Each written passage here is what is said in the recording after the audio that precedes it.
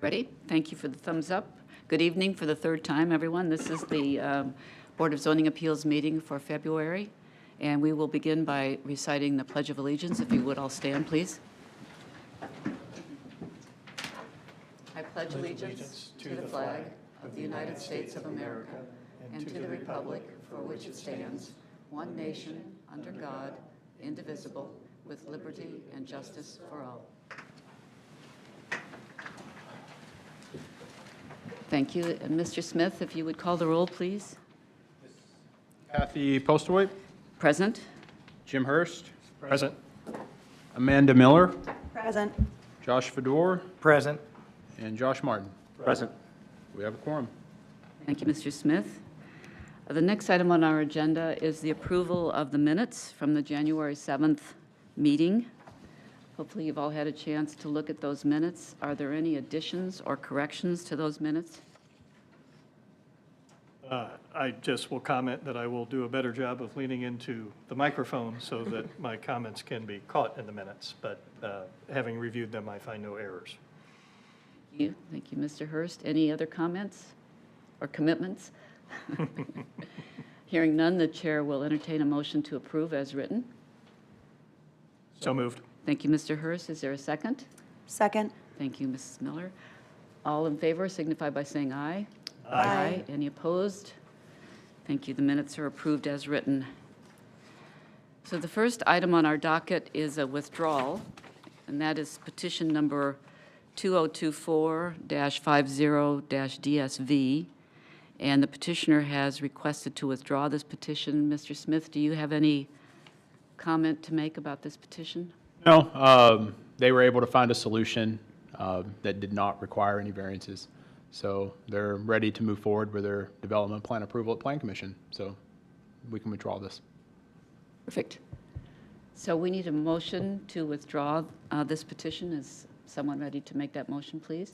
Sure. I move that we withdraw petition 2024-50-DSV from our agenda. Thank you, Mr. Hurst. Is there a second? Second. Thank you. I heard several. Any further discussion? All in favor signify by saying aye. Aye. Any opposed? Thank you. That petition is withdrawn. Moving along the agenda, our next item is new business. Is docket number 2024-52-DSV, and the petitioner is Derek Snyder. Is Mr. Snyder or his representatives here? Thank you. We'll hear from staff first, and then when we've had their report, you'll have the opportunity to come to the podium and give your name and address and make your presentation.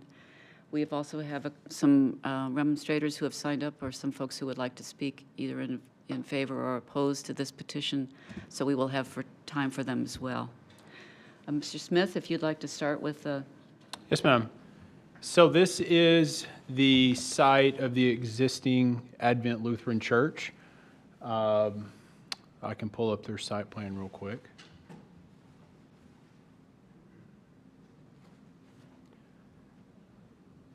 If you're not aware, you'll notice on this site plan that a significant portion of this property has already been developed. There's an existing parking lot and a rather large, I think it's 25,000 square foot existing church and school on site. This project specifically is specific to the proposed two-story addition that you see here on your screen, roughly 13,500 square feet in total area. The zoning ordinance requires a setback, in this case, 2 times the building height, which that equals 87 feet. You'll see the dotted line on your screen that indicates where that 87-foot measurement would be at in relation to both the proposed addition and the existing church or school building. That is why they are needing the variance request, is because they are encroaching into that 87-foot side yard setback. However, you'll notice that there are pre-existing parking spaces and other items that drive aisles, for example, that encroach already past that. So to get to staff's position relative to this request, I'll pull up the staff report so you can follow along. In terms of being injurious to public health and safety, at the time when this staff report was written, we had not heard any remonstrance to this request relative to neighbors, code enforcement violations. So the analysis that you see reflects that. I believe since that has been issued, there is some remonstrance that may be provided tonight. However, based off the analysis that we concluded with all the information we had, we came to the conclusion that this request relative to encroaching into the setback was not exacerbating the situation any further than what was currently pre-existing with the parking spaces, okay? So in that regard, staff supports the request. Number two, the use or value of the adjacent area will not be affected in a substantially adverse manner. Again, with this criteria, staff agreed. This request specifically is not changing the use, and it's not encroaching any farther into the setbacks that were already encroached by the parking lot, right? The use isn't changing. The encroachment into the setback relative to the parking spaces, that's not changing. The addition meets all other applicable development standards required by Plan Commission. Because of those factors, we agreed, again, with number two, that the use and value of adjoining properties would not be adversely impacted. Number three, strict application of the terms of the zoning ordinance would result in unnecessary hardship in the use of the property. Again, staff agrees on this criteria. When you look at the setback standard, right, the standard is applicable to the property, not necessarily the project. And because of the pre-existing parking spaces, right, it was impossible for this project to provide and to meet that standard, right, because the pre-existing parking spaces already established the setback. So in this specific case, the zoning ordinance coupled with those pre-existing parking spaces rise to the level of unnecessary hardship, which again, staff agrees with the petitioner on that. All three, again, staff supports this request. I'm happy to answer any questions you have. Otherwise, I'll save your time and turn it back over to you. Thank you, Mr. Smith. Are there any questions for staff on this petition?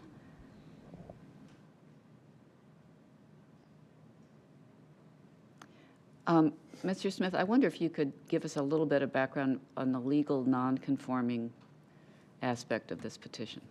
Yeah, so I'll address specifically the parking lot, right, the parking spaces, because that seems to be the one of the discussions that we've had. So the parking spaces specifically. Jumping through all the paperwork, these parking spaces were established and developed under the jurisdiction of Boone County, right? So when we incorporated or took over jurisdiction of this existing development, it was all permitted, approved, reviewed, and developed under Boone County, right? Obviously, the parking spaces don't match and meet the town of Zionsville standards, right? Which is how you get to the legal non-conforming component of the parking spaces. So the parking space is defined by our zoning ordinance as a structure, right?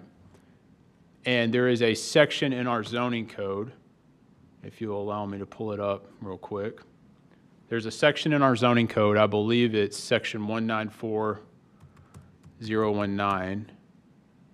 Yeah, 194019 covers and addresses legal non-conforming structures, among other things like lots, uses, and buildings. One of the things that it points out in that section of the zoning ordinance relative to structures is that structures, and the parking lot, again, is defined as a structure. Structures maintain their legal nonconforming status up to the point where that structure is expanded upon or improved upon or altered, right? In this specific case, the construction and the work being done is only applicable to the building, which is a completely separate structure than the parking lot, okay? The parking lot's not being touched. Because the parking lot's not being touched, it's covered under 194.019. It does not lose its legal nonconforming status. Meaning, I know there was some request, they're improving the building, so by making that improvement, we should require them to dig up these spaces and bring it into compliance. The problem is they're not improving that structure, and therefore they stay under the protection of the legal nonconforming status covered by section 194.019. Does that make sense? Yes, that helps. Thank you. Any questions for staff? No? Okay, the petitioner is here. If you would approach the podium, please, and give your name and address. Yes, thank you.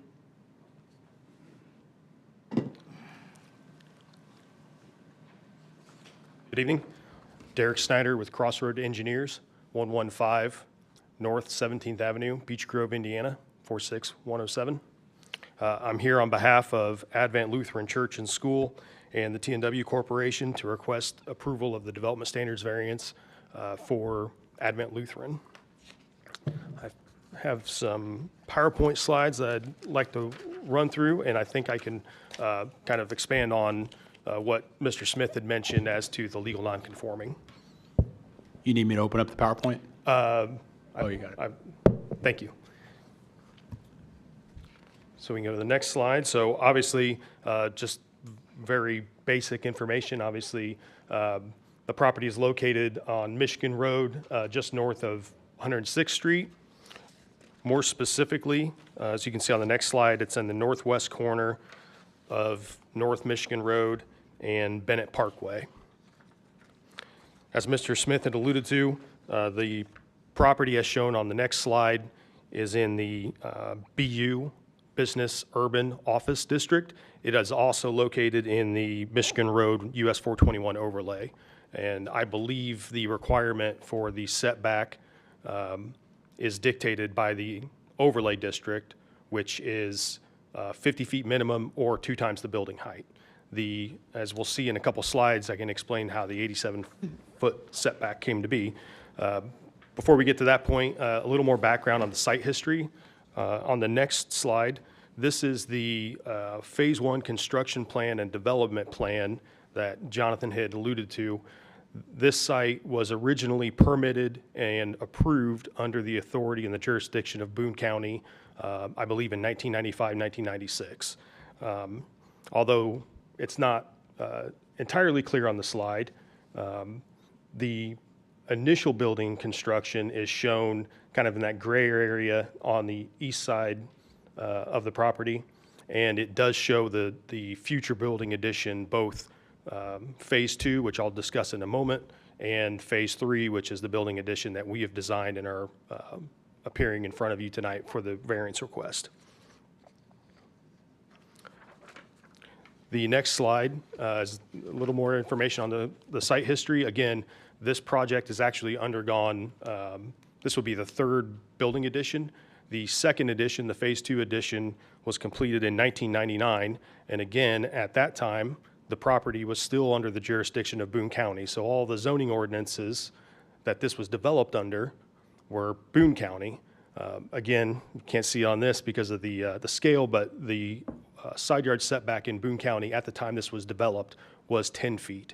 So it was developed in accordance with those requirements. Sometime after the Phase 2 addition was completed in 1999 or 2000, the jurisdictional authority or the property was annexed into the town of Zionsville, and at that time, obviously, the Zionsville UDO would become applicable to this property. The next 2 slides are just a closer look at those previous development plans, the Phase 1 and Phase 2 construction plans that I had provided before. Both development plans show the 10-foot side yard setback that would have been in effect at the time the property was developed originally, and then at the time of the Phase 2 building addition. As you can see, the building addition, the Phase 2 addition, and the parking that Mr. Smith had alluded to are all within that 87-foot setback. I believe it's, the building itself is about 70 feet, and the parking is, again, 16 feet, excuse me, off the property line. The next slide shows the proposed site plan that was submitted as part of this application. That shows the overall property. And then the next slide is a zoomed-in version of that site plan showing the variance request. So the dimensions circled in red is the 87-foot side yard setback that would be required by ordinance. So by ordinance, we're required to provide either a 50-foot or a side yard setback of 2 times the building height, whichever is greater. Because this is a 2-story addition, the building height essentially works out to roughly 43.5 feet, so we would be required to provide an 87-foot side yard setback. That dimension would obviously encroach in the proposed Phase 3 building addition. It would also result in the Phase 2 existing portion of the building encroaching within that setback.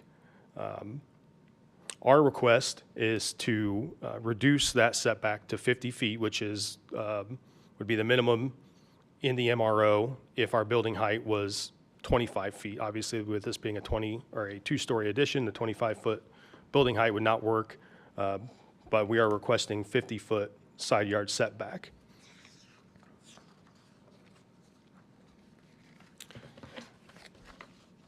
So, to briefly touch on the decision criteria that Mr. Smith had commented on,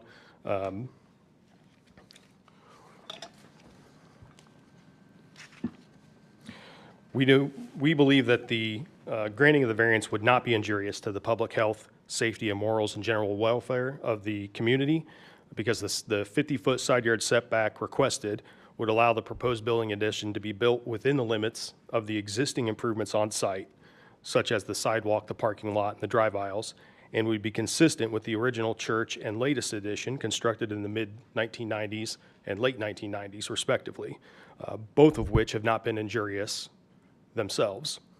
The proposed addition and existing structure do not impact the operations of any public health or safety departments or the morals or welfare of the community.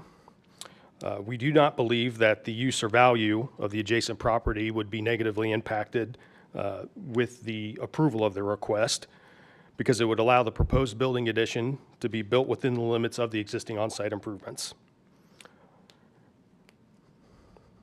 The strict application of the ordinance would result in an unnecessary hardship in the use of the property, because the entire church, as I had mentioned, was developed under the Boone County zoning ordinance in the mid to late 90s, and which at the time complied. The property has since been either annexed or jurisdictional authority taken over by the town of Zionsville, which has created the legal nonconforming aspects of this property. The proposed addition for the footprint, which results in the encroachment, is the minimum necessary to meet the short-term and long-term growth and needs of the Advent Church and school. As a result, an unnecessary hardship would be realized if the church was required to either reduce the size of the building or eliminate existing parking and drive aisles on the north side, which would essentially eliminate the opportunity for full coverage and access around the building, which would impact operations, public health and safety in terms of firefighting, protection, and to be able to make a full loop around that building. Therefore, we respectfully request approval because we believe that the statutory criteria have been met. Thank you, Mr. Snyder. Thank you. Are there questions for the petitioner? I do. I guess, what is it going to be used for? Is it offices? Classroom. Classroom? So they have classroom and gymnasium is what the addition will be used for. I have a question also. You're asking for the minimum 50-foot setback, but in actuality, you'll be well inside that. If I'm reading this correctly, you're more like 70 feet?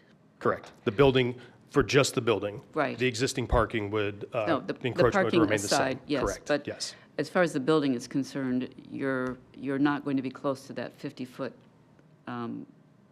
setback. Correct. And was this addition included in the original master plan approved back in the 90s? Yes. This addition we're discussing currently? Yes, the general location and shape, yes. Okay.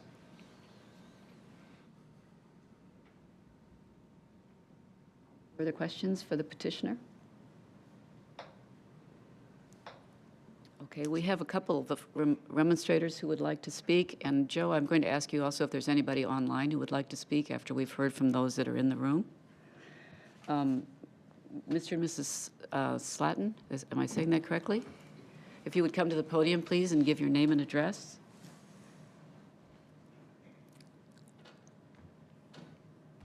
We typically allow up to 15 minutes for remonstrators to speak, so. Thank you. Appreciate that. I appreciate the opportunity to address And, the, and I would just like to mention to you that we have in hand the letter and emails that you've sent along with your email conversations. So just if you have anything to further elucidate your point of view, that would be great. Thank you. thank you. My name is John Slatton. We purchased the house next to the church in September of 2001, 2021. One thing I did want to point out to clarify, there's not a 50-foot rule. That's not applicable here. It's an 87-foot setback, and they're well within that. I think we should be aware of that. It's 87 feet, not 50 feet, and they're within that. They're closer than that. Yes, I understand, but the ordinance is written that it's one or the other, whichever is the greater. Whichever is greater. That's which is right. 87 feet. Yes. So, Yeah, just we wanted to clarify understand. that one point.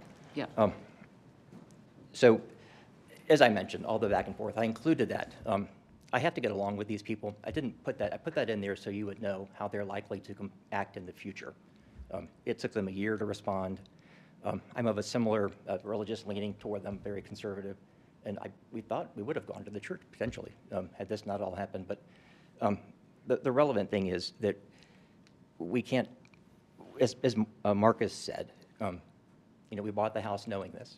Well, luckily, there's a legal non-conforming use and changes in the law that helps with that. I apologize for not being able to speak. I'm a real estate lawyer. I do this for, I've been doing this for 20 years, but it's not my house. Because of this, I spend the evening with my family. I get in the car and I drive to downtown Arts District in Carmel in my office, where I sleep with no problem. It's just I can't sleep here because there's a commercial van backing up with a 129 decibel siren. But it's too emotional, so I just have to, it's not normally a case when I'm arguing when I'm willing to put in buffer zones for a factory or whatever else like that. For context, just this week, I have to spend $187,000 on a sprinkler system for a factory, which is non-conforming. It's the same use, though. We just bought it in North Carolina. A change of ownership requires you to bring it up to code, ADA bathrooms and all that. This is a significant change in use. With the issue about they're expanding this high school, and I support this. I think it's great that they have a Christian school. I would say my beliefs are not, don't align with all of theirs, to be clear. But we've handled this as well as we could. We didn't want to sue a church for nuisance. I think we had grounds to do that. But the reason I'm here is because now we have an opportunity.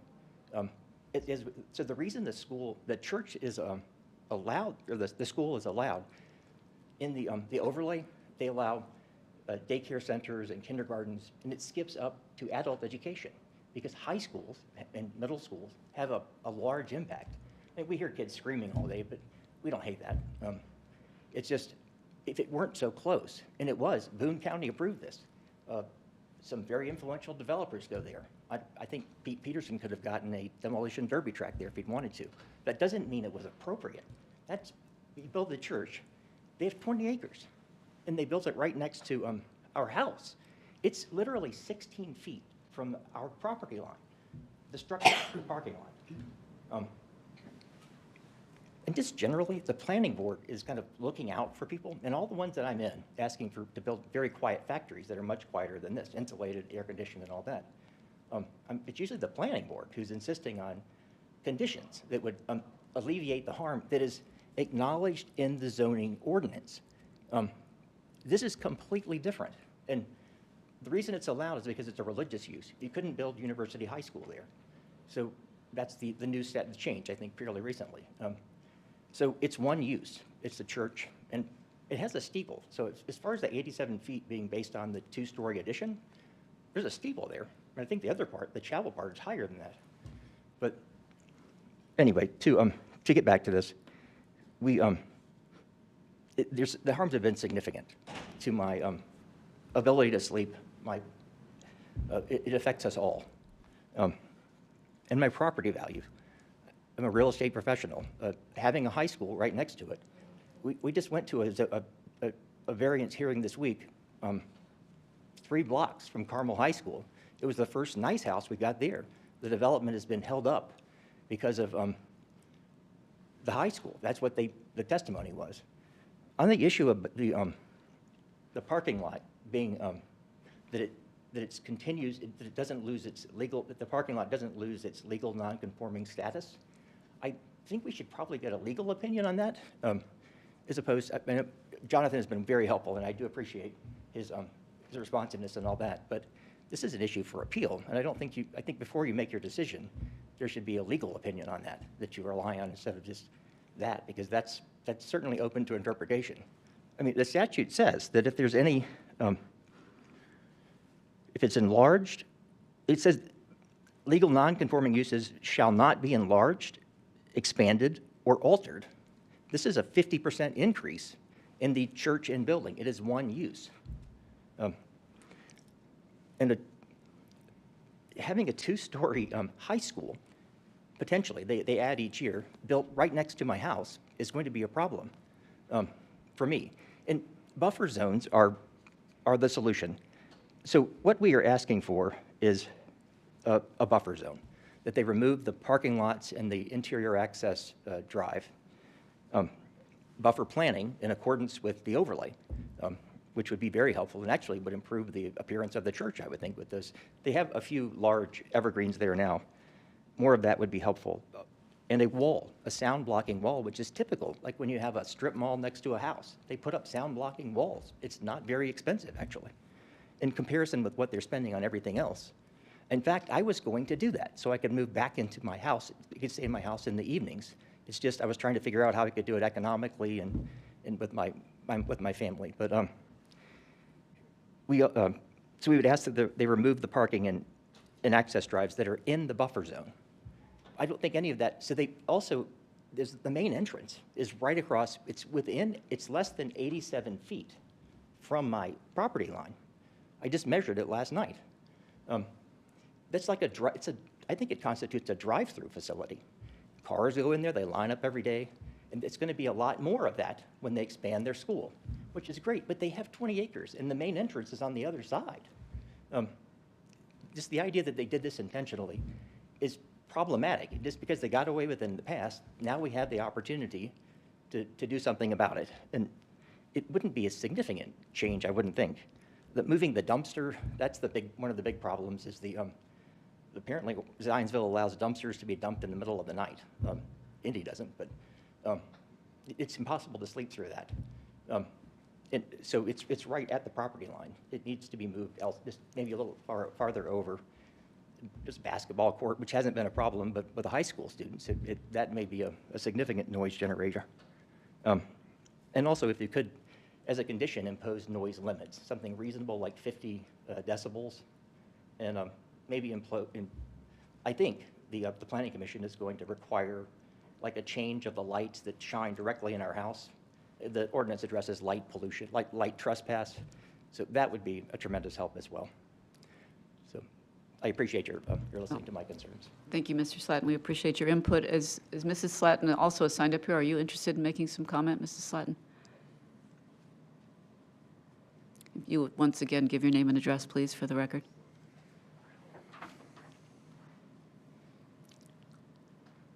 name is Pamela Slatton. My address is 985 Tilson Drive, Zionsville, Indiana, 46077. Thank you. I appreciate you guys listening. Really, I understand. I'm fine with the high school going in. I'm fine with kids next door. We just had a little bit more issues with the parking lot. I mean, this morning whenever I left for work, there were 6 or 7 cars lined up dropping off their little kids using the side entrance as the main entrance, and just hoping for more of a buffer zone in there or something to do some more of the noise blocking. You know, they get out of their cars, they honk their horn as they walk into the church. I understand it's part of just how the cars work and they don't turn it off, and I get all of that. It's just the noise, especially late at night, you know, the cars backing up, they do the beeping because there's some commercial vehicles over there that get parked different times. So really just looking for something to block the noise a little bit and make it a little bit more residential feeling instead of having additional buildup there. It's just trying for a little bit more help.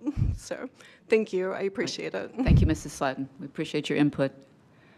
Joe, do we have anybody online who, no?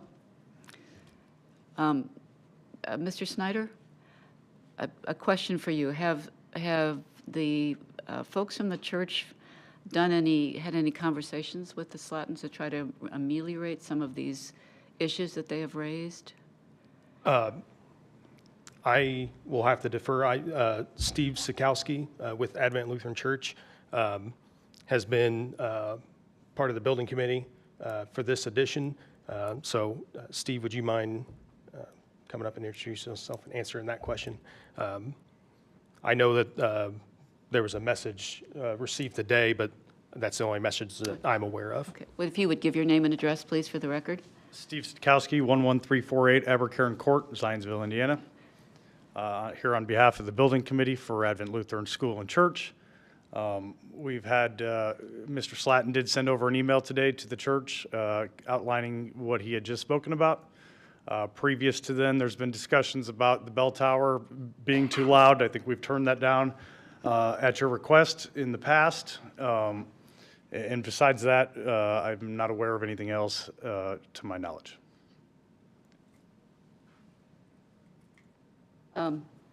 Further thoughts or questions for the petitioner or the remonstrator? I was curious how close the dumpsters are to the house. I don't see them really on this plan. I think they might be there, but They're here on the site plan, existing dumpster enclosure to remain. And it is back, obviously it's been placed so that it's not an eyesore for the church, but it is closer to the residences that are in the area behind them, Timber Ridge. And I would imagine what the dump truck does, or the truck does when it comes in there, is it pulls around there and then backs up to the dumpster. And so every time it backs up, it makes that sound. And if they're collecting and dumping that receptacle at night, then that is I can understand why that would be very disturbing. So, other questions? Is the entrance and exit to this addition, would it be through the main building? Or are there multiple exits? I assume there probably are. The entrance he was speaking about is the same entrance that's been used for our early childhood for the last 20 years or so.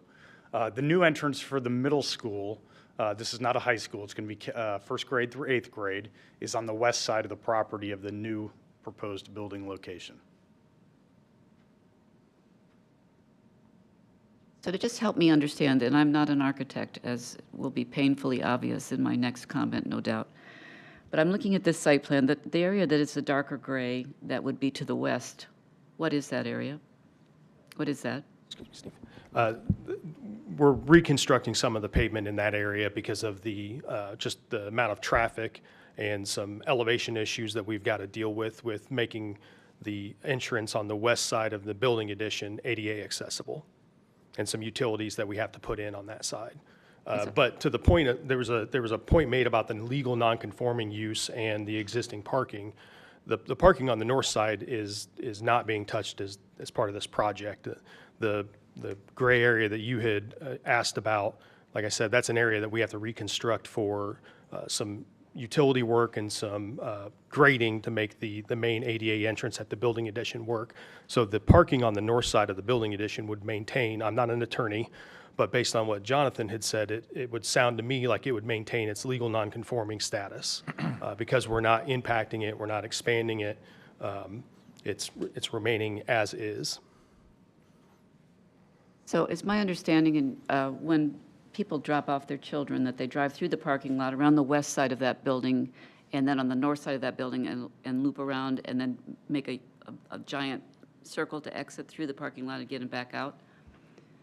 What's typical for dropping off of children? What's the path? Typical for dropping off the children is because once again, it's the parents are parking their cars and walking the children in. So they're pulling in along the northeast drive lane, parking on these parking spots on the northeast side of the existing building there, taking their kids in. And then I would say a handful of parents either go out the same way they came in, or they're looping around to the north side of the property.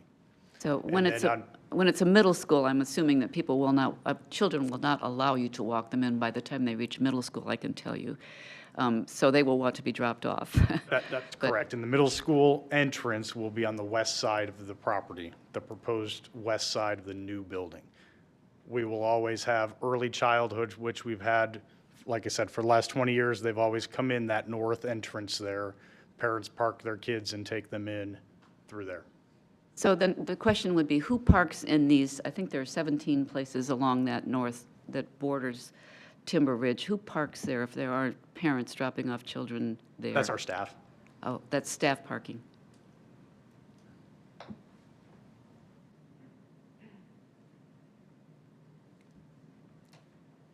Additional questions? So the middle school traffic, when it would be going around the building as well. It would make a full circle around the building after they drop, or if the kids are getting dropped off at school. They're going to go around the full building. Still working through the flow of traffic right now through the parking lot, because we will have two separate start times. The early child, or the first through eighth grade starts earlier than the early childhood. So we're still working through that flow of traffic on whether the middle school or the elementary school will drop off on the west side and then pull back out through that same, and then the parents for the early childhood would continue coming in the way they've been coming. We're still working through the logistics of the entrance and exit.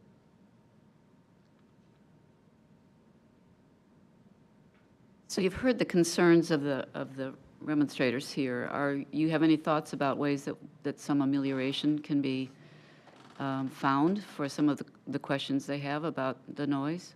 I'm certainly, we're open to doing whatever we can to help, but I would like to say that the use of this building is not changing since since it was constructed 20 plus years ago. When we built the church, it was always a church and an early childhood program. So, as far as I'm concerned, we are trying to do what we can for our neighbors, but the use is not changing, and has not changed since the building was built, or since the home was purchased back in 2001. And if I may, the request to remove the parking in the drive aisles in that setback would make the functionality of this building completely non-existent. Currently, that building can be accessed by a fire truck in a complete loop on all sides. If you eliminate that drive aisle and parking in that northwest corner, now you have no access in order to make a full loop around that building for firefighting protection. So removing all of that pavement would cause a serious issue from a public safety standpoint, in my opinion. Is there a reason that makes it impossible, for example, to move the dumpster where it's sited right now? I mean, that's obviously something that is a concern for the neighbors, and my guess is there are probably other people in the neighborhood who hear that noise that the trucks make as they back up. Is there a reason that can't be resited somewhere on this property? We'd certainly look at that. Yeah, what day is trash pickup? What time?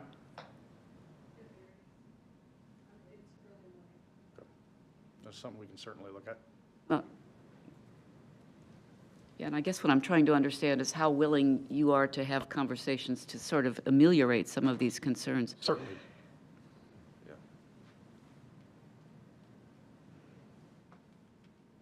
Discussion? Any further thoughts? Well, I compliment you on encouraging these parties to get together and talk. They are in awfully close proximity. Everybody's got an existing use. They're expanding their use, and quite frankly, I think they need to sit down and talk to their neighbors.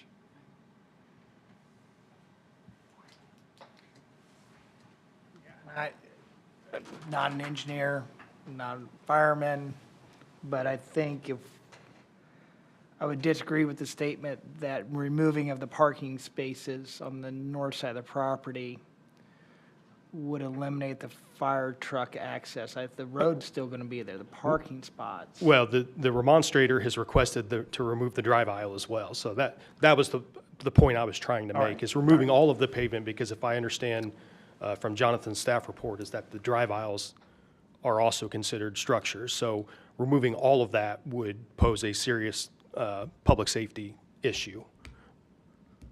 Well, maybe getting together and talking about a possible relocation of the trash receptacles, and like they had mentioned, I think fairly, maybe some tree buffers or, things like that. And then without having to move the parking lot, maybe that gets you guys closer, if you're open to that conversation. We are certainly open to, yes, absolutely. Like I said, I mean, I've only been involved with the building committee, so I don't know what prior to that, but from what I'm told, we've worked with you on some past items to make things a little less noisy. Is that correct? He should just talk to you. Yeah, I think if you would like to go up to the podium, one of you to, thank you, Mrs. Slett.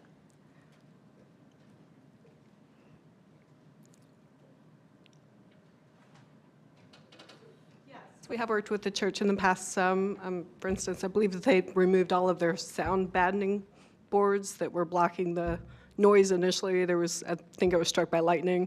And so then the bell started going off, and after about 6-8 months, they finally got the bell to not chime every hour loudly all day and all night.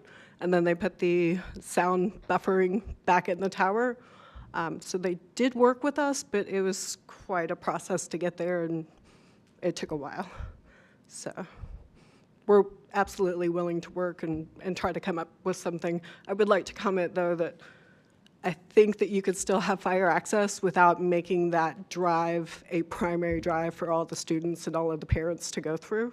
So perhaps we could work on something with that, on parking less and maybe less of a drive-through issue there while still allowing fire access. Thank you, Mrs. Slatton.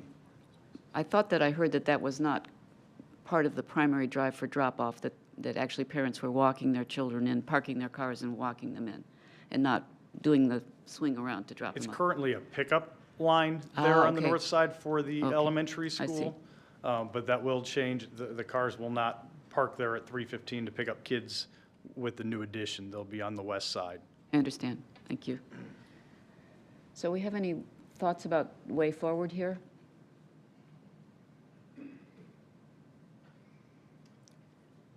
I might suggest a continuance to let the parties sit down and have some good conversations about how everyone's needs can be met. Are you amenable to that idea? I think we would like to try to see if we can come to a solution, quickly today. I know, Stephen has indicated that, the school, the church is, willing to work with them. So, unfortunately, it's kind of the,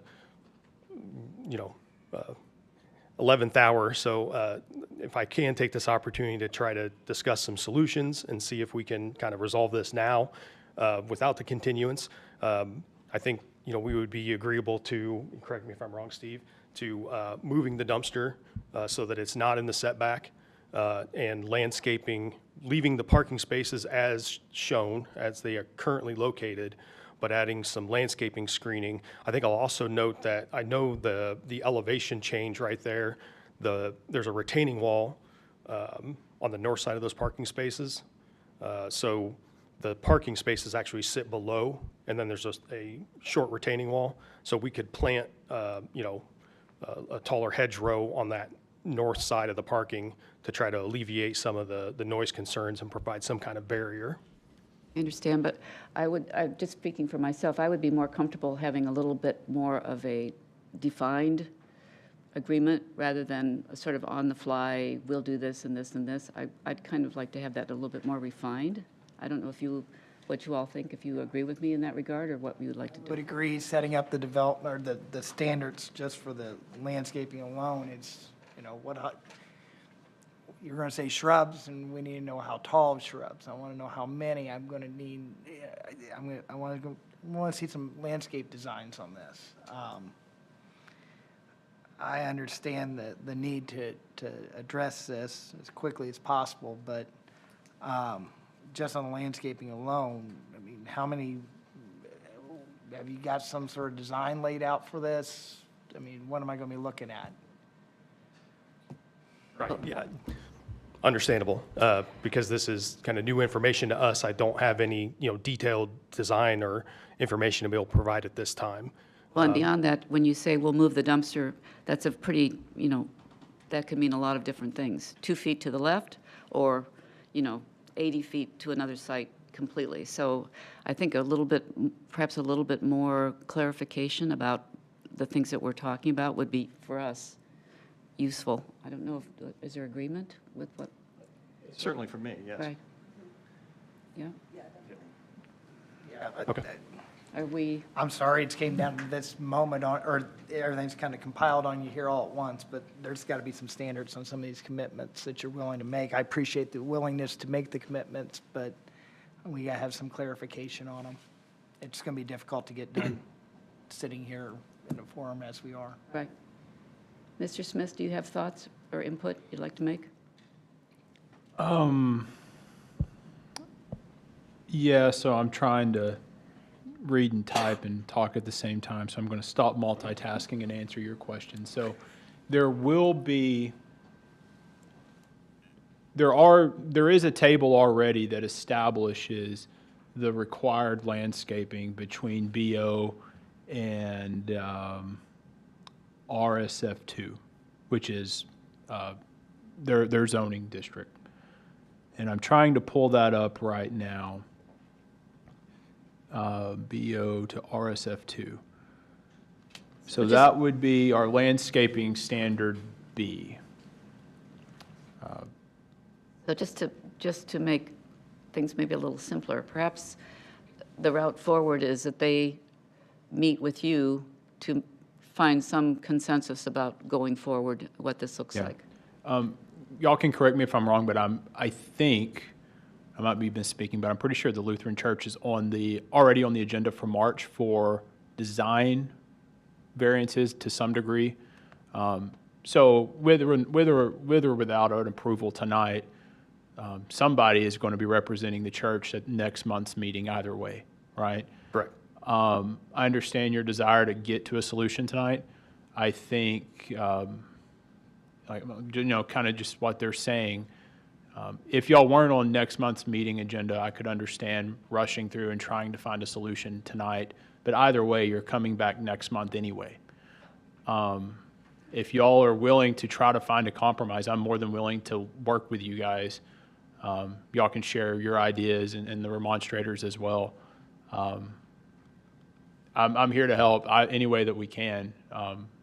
I'll turn it back over to you. Yeah. Thank you, Mr. Smith. I think that on behalf of the board, I think what I'm hearing from us is that we would like to continue this into the March meeting and hopefully have a little bit better sense of some middle ground that has been reached between the remonstrators and the petitioner. So I will say, just from a staff standpoint, if there's things that you're looking specifically for, make sure you let us know so that next meeting, for example, the dumpster, y'all seem to be talking about that. Is there something you're looking for? Do you want it to be moved a certain number of feet away? Do you want it to be relocated, just generally speaking? Let us know so that I can make sure we give proper guidance to the petitioner. That way, next meeting, if y'all are looking for certain standards, we can make sure we check the box on all of the things that y'all are looking for. if that makes sense. So if you're looking for, if y'all guys think it would be a good idea to have a buffer, say so, right? Landscaping, do y'all guys want possibly a fence versus a brick wall? Obviously, y'all questioned the dumpster. So if y'all want that moved, is there a certain location? Any guidance, that's what I'm trying to say, any guidance you can provide that y'all would like to see, or at least have the petitioner give you a response to. Any guidance or anything that you're looking for, let us know. I don't want to get here at next meeting and have Right. unresolved questions that y'all may want to ask, is where I'm getting at. I think the hard thing with the dumpster, and this is me personally, on giving guidance on that is, I don't live in that house, and I don't know how many feet away from the house would give them some relief at night, you know, hearing that truck. I obviously know how loud those things can be. So I think that we would need some input on that, from you, really. Well, and that, yeah, I was about to say, specifically to the dumpster, I think what I'm hearing is y'all like the idea of trying to relocate it. So my advice would be at the next meeting, let's show a proposed new location. I think the other thing that I read in the communications that were passed along to us, that there was a occasional parking of a vehicle in those parking places at night that created, again, that beeping sound as it was being backed into those parking spaces. So perhaps if those spaces are used for staff, that they not be used in other times of the day, particularly during the night, to move vehicles around and park them there, especially if they're going to be making sounds, warning signals, because that's a disturbance to the family that are living in the house there, and probably the others that live along that property line. So, I mean, there are some common sense things that probably can be done to just eliminate things that are happening overnight. And it's a question of, you know, if you were that person living in that house, what would you want to be hearing from that property? A little bit of, you know, using your own sense of what you would be willing to tolerate, and perhaps implementing that, if that makes sense. Yep, okay, so are we in agreement, Mr. Fedor? One more thing on the dumpster. I mean,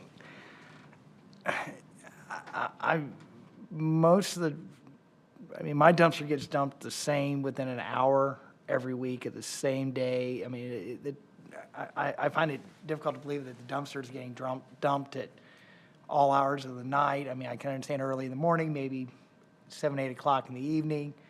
But I would be curious to know when the dumpsters actually are dumped. Is it on a schedule? Like I said, I just find it hard to believe they're dumping dumpsters at 11 o'clock at night. I've never seen a trash truck driving around at 10, 11 o'clock in Zionsville. The other question that it revolves around that is, it has to be convenient. You don't want people having to carry garbage to Exactly. extreme locations in order to be able to put them in the dumpster. That's the other. That's also not a residential dumpster, it's gonna be a commercial dumpster, it's gonna be 5 times the size of what you have at your home, you know? So, I know we did recently get a new waste management company, and I know that they do some late drop-offs, and I used to live in the village, and they would come in at 10 o'clock at night, so I do know the hours are not as regular as they can be. So perhaps we ask Mr. Smith and the remonstrators and the petitioner to put their heads together and see what they can come back to us with in March, if that is amenable. We have a motion to continue this petition. That'd be good. So moved. Do you want to read the motion, please? Oh, sure. Yeah, give me a second. Let me pull it up here real quick.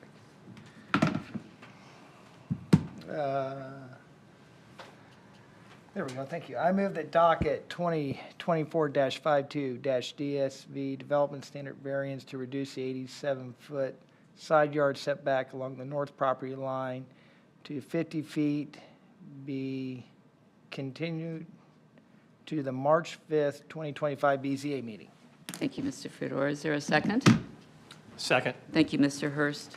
Further discussion? Will we have a roll call vote, please, Mr. Smith?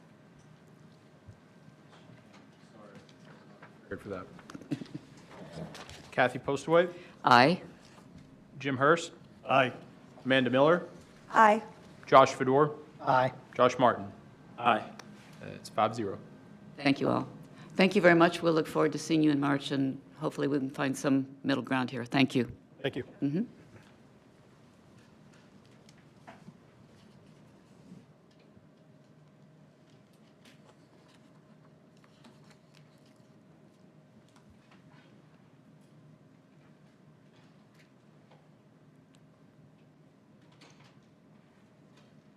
Okay, the next item on our agenda is docket number 2024-53-DSV, Zionsville Community Schools. We have a representative from the schools? Great, thank you.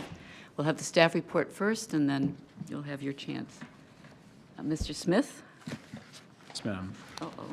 Let me close the previous stuff here.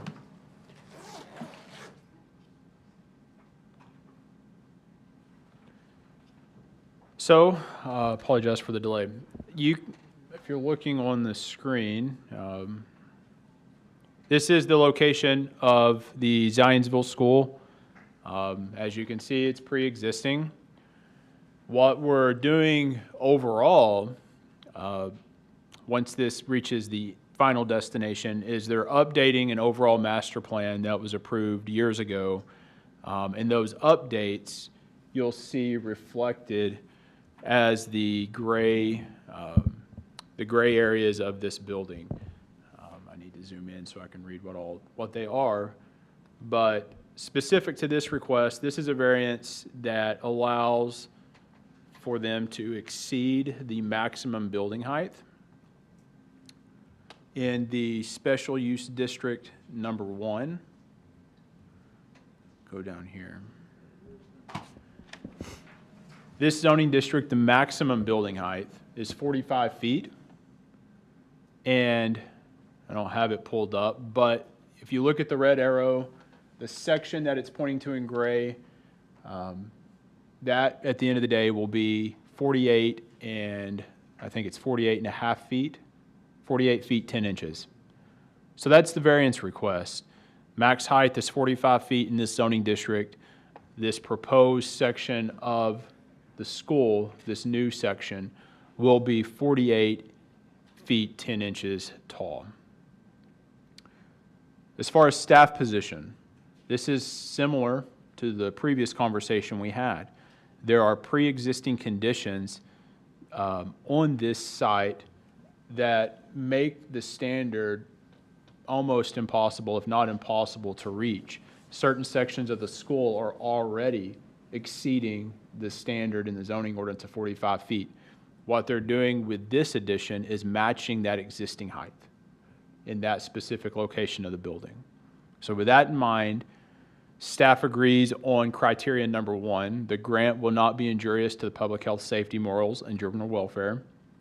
Essentially, they're not exacerbating from a height standpoint the condition that's already there. The use isn't changing. The use or value of the area, getting to criteria number 2, the use or value of the area adjacent to the property included in this variance will not be affected in an essentially adverse manner.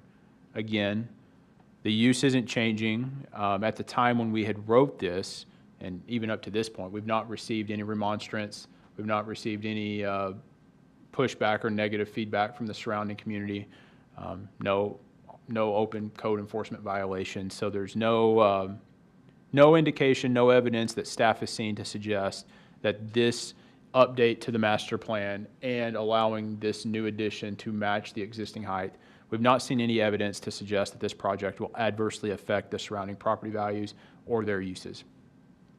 And then jumping to criteria number 3, strict application of the terms of the zoning ordinance would result in unnecessary hardship in the use of the property. This gets back to the pre-existing conditions. The standard from the zoning ordinance applies to the property, not necessarily a specific project, right? And in this case, the property already exceeds the standard of 45 feet, making it, the only way they would be able to adhere to the standard is to remove the part of the building that's violating the 45 feet. Staff believes this is unnecessary hardship. Because we agree with all three of the criteria, and staff supports the request. I'm happy to answer any specific questions you have. Otherwise, I'll turn it back over to you. Thank you, Mr. Smith. Are there questions for staff? Did they request a variance years ago to get to the 48 feet, or was this adopted? So there was some challenges trying to research that. Long story short, we don't know.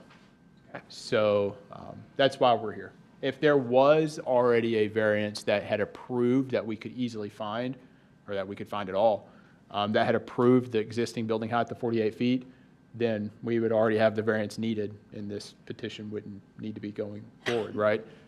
Unfortunately, we couldn't find anything in our records that documented that. So rather than assuming that something had been approved or denied in the past, we went forward with this request just to clean it up. Any other questions? No? Okay, we're ready to hear from the, if you would give your name and address for the record, please. Thank you. Matt Doublestein, representing Zionsville Community Schools at 900 Mulberry Street here in Zionsville. Thank you for hearing our petition on this variance tonight. If I could, staff, would you, if you'd be willing to open to page 45 or present page 45 of the staff report, I'd love to get a little clarification on what we seek here, if that's okay, if you don't. 45 or page 4 of 5? Page 45. I'm looking at the 63-page staff report. I think it's the staff report that's 63 pages.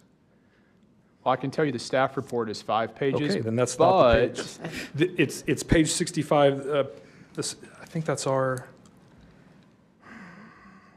I think I know what you're talking about. Give me 1 second, and I'll get there. No, that's our petition. I'm sorry. Yeah, I'm is our about to pull it petition. up right now. If I may, while he's pulling that up, Zionsville Community High School came to this site in 1965. At the time, there were half a dozen homes to the far east. Hal Sharp Drive did not exist. There were a lot of things that didn't exist at the time. And as best I can tell, I, again, am not an attorney. In my quick ask of our council, it appears to me that the building was largely built before Boone County had a zoning ordinance. So there are a number of heights, elevations on this building that do exceed the 45 feet, including the Performing Arts Center, which I believe is roughly 60 feet. The portion of the building that we seek the variance for, the portion of this particular structure, is illustrated in the conceptual 3D view there. If you look closely, it's not the entirety of the structure. The vast majority of that structure is already conforming in height. It is simply the extension of the mechanical building that you'll see indicated there by thank you, where the arrow is, the existing building, top of the parapet, is 48 feet, 10 and a half inches. That's existing mechanical space. In order to provide mechanical to the new addition, we need to extend that building for a period, for a distance that you can see if you look at the diagram just above that, you'll see how it compares to the whole of the structure.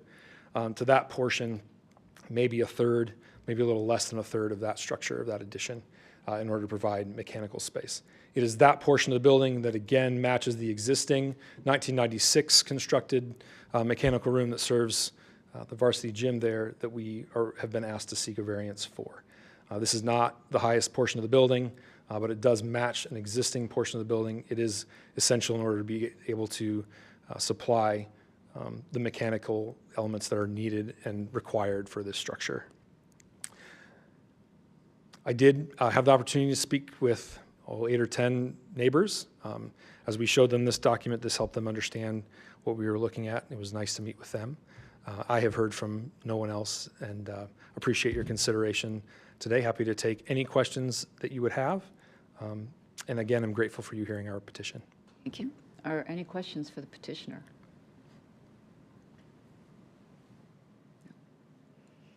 Do we have anyone here who would like to speak either in favor or in opposition to this petition?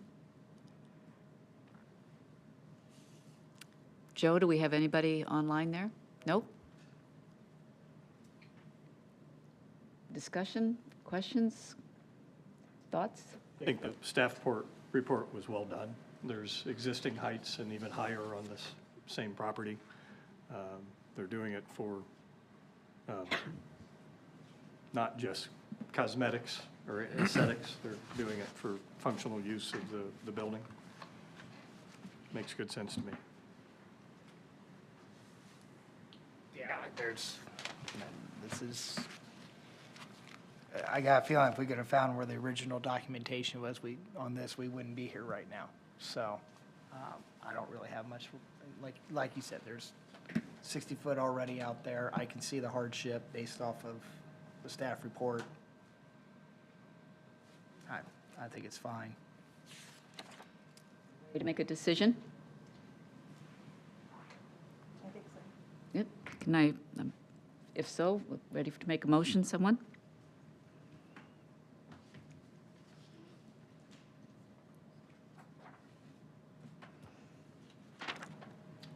I can, if you'd like. I gotta find it.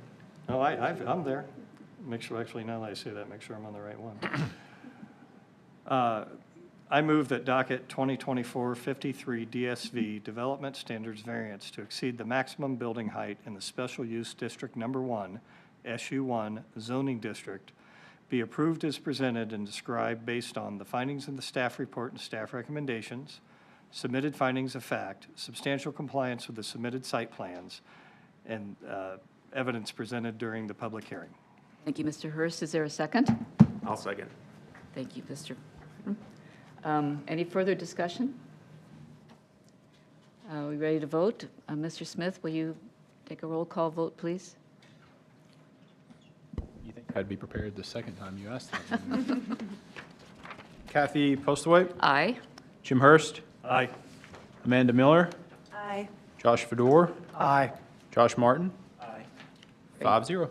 Thank you very much. Thank you. Good luck with the project. Building.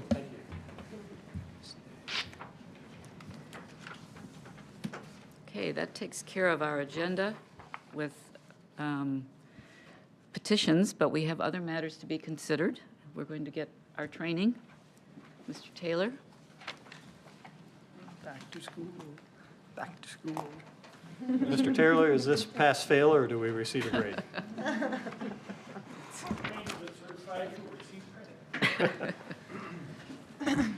Oh, there's, just as long as there's no homework. Yeah. No, you're good. Nobody wants to stay for the training.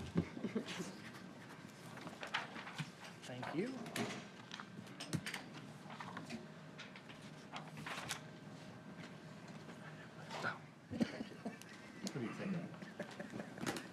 Yes, thank you. The purpose of training is to give you the best information that will allow you to do your jobs well. Some of it is review, some of it is brand new materials. We will look at some new cases that will help prepare us for what lies ahead. And so what I'd ask for you is to carefully review this material, your procedure at your own leisure. I will hit some highlights, and some things I will talk more about than others. That doesn't mean any of it is less important, but I know you can read. So if you look at page 2, one of the most important things about your job is always to remember what type of case are you dealing with, because they are different. You have 4 types of cases that you're going to review. And the administrative appeals is the first one I'm going to talk about, and it's the one you will see the least. And yet, they are, to me, some of the most interesting cases. The administrative appeals, the question will be whether Jonathan Smith has lost his mind.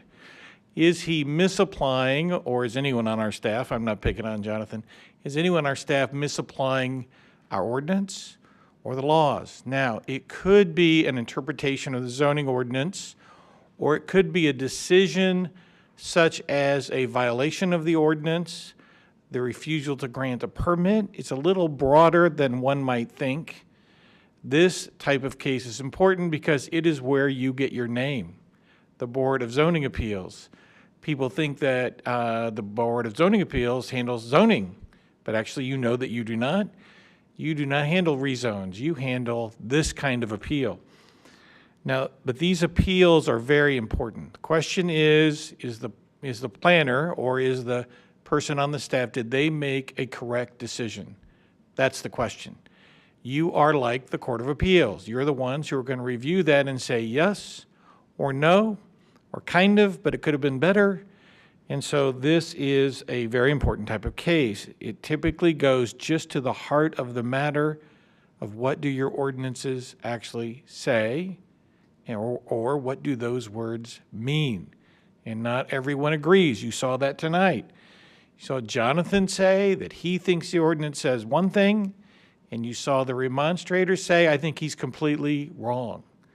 I might say about that, without getting into the case, just say that when we have a variance or a special exception, that is not the time to raise that issue.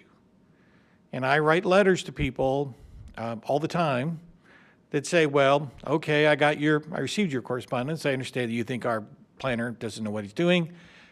Here's how you handle that. If you disagree with him, you can file an appeal of that decision to the BZA. You rely upon your staff for an interpretation. So if someone comes up in one of your cases and says, well, the planner's all wrong, then the time that you hear that issue is in an administrative appeal. So the process is similar. Any aggrieved person may appeal. It doesn't have to be the landowner. It could be any aggrieved person. You must make written findings just like you do in all of your cases, and I'm going to talk a lot about written findings tonight, but you must handle it just like you do your other cases. Now, examples. I think examples are the best way to teach. My favorite example is my badass coffee case in Avon, Indiana, in which a church challenged the granting of a sign permit to a new coffee company, which had a Kona Mountains Hawaiian burro theme. And some college guys from Oregon made up this name. They thought it would be really cute for marketing to call it the baddest coffee. It certainly gets your attention. The church, however, thought that it was obscene. It wasn't just profane, it was obscene, and that the planner, no planner in his right mind would grant a sign permit, and so they filed an administrative appeal. And in that decision, in that hearing, which was attended by about 400 people and made it all the way to CNN, the BZA voted 3-2 to support the planner, and that the word ass was not obscene, that in that particular context, it referred to the burro, just like the burro on the sign, and that it shouldn't be construed otherwise. You might notice it wasn't a unanimous decision because two of the members of the BZA, after asking my opinion of what obscenity was and what the Supreme Court had said about obscenity, turned to me and said that they didn't care what I said. They were not voting for it. So BZAs have their own minds, but it's a perfect example of what happens on administrative appeal. Should the sign permit be granted? Is the sign obscene? The planner had made a determination. Some people in the community didn't want that, and that led to this appeal. If you look at the next page, we've got a couple recent cases where this actually happened. The City of Noblesville case on page 3, the whole issue there was, what did the word relocation mean? And so this was a billboard case in Noblesville which said, and it was a legal non-conforming. Many jurisdictions have outlawed billboards, but they can't take away billboards that already exist. So a storm came through, damaged the sign.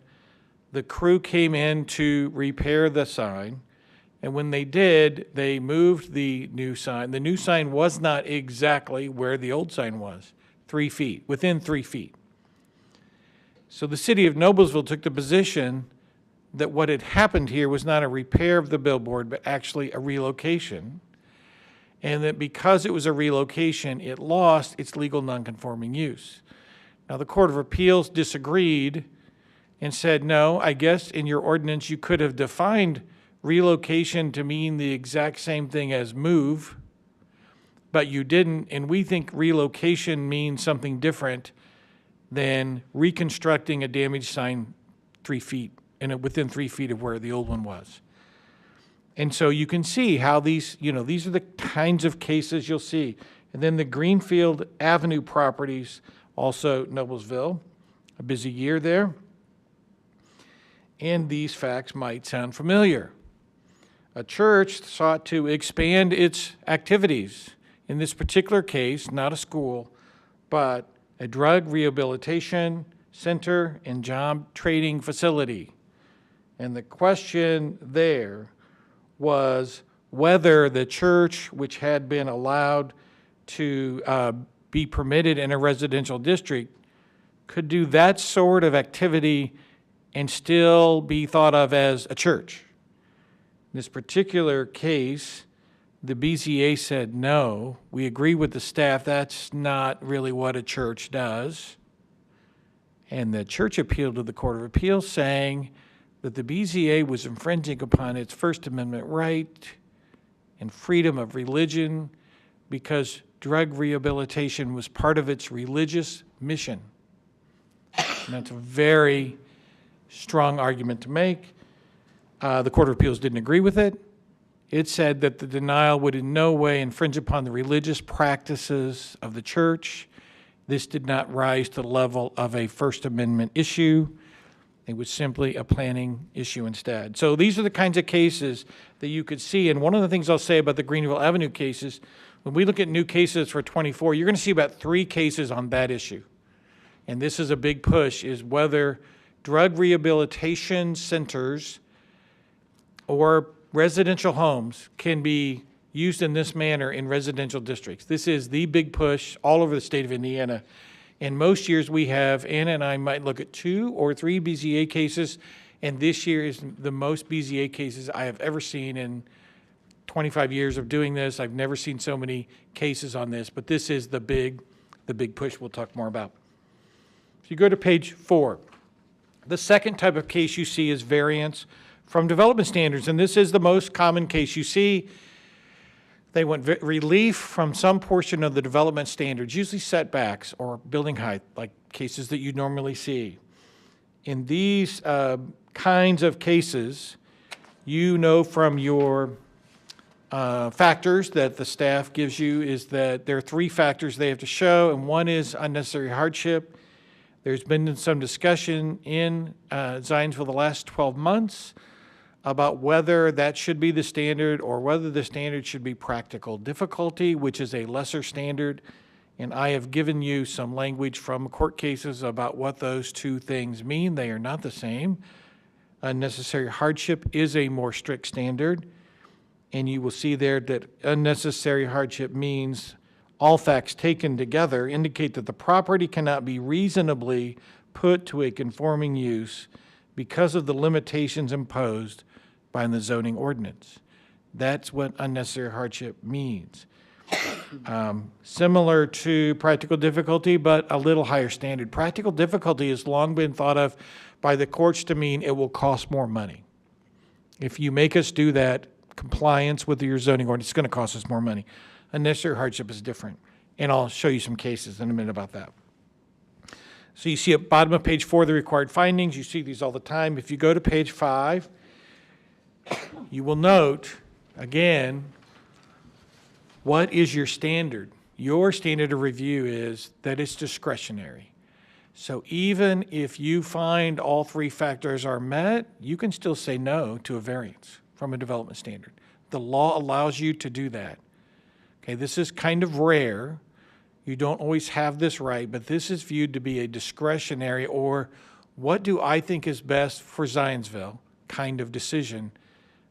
As long as you can justify your decision on the facts before you. You can't just do it willy-nilly, but you can do that. So BZAs are given latitude both on variances of standard developments and also variance of use, not given discretion on administrative appeals. The answer is you're just umpires. Was it a ball or was it a strike?